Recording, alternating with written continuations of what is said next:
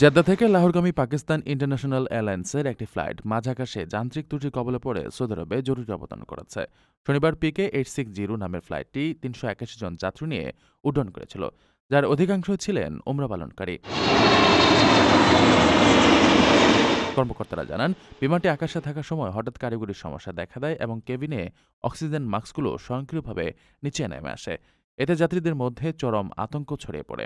তবে পাইলট দক্ষতার সাথে পরিস্থিতি সামাল দিয়ে ফ্লাইটটির গতিপথ পরিবর্তন করেন এবং দাম্মামের কিং ফাহাদ আন্তর্জাতিক বিমানবন্দরে নিরাপদে অবতরণ করেন।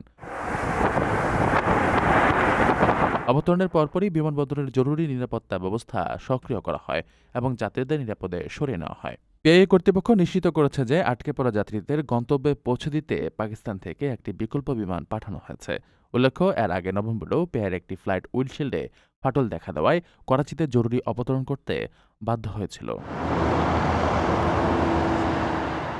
আপনার স্বপ্নগুলো আকাশ ছুবে প্রবাসীর হেলিকপ্টারের মাধ্যমে। বিয়ে, জন্মদিন অথবা যে কোনো বিশেষ প্রয়োজনে হেলিকপ্টার ভাড়া করতে যোগাযোগ করুন স্ক্রিনে দেয়া নাম্বারে। প্রবাসীর হেলিকপ্টার, নিরাপদ ও সাশ্রয়ী বাহনের বিশ্বস্ত নাম।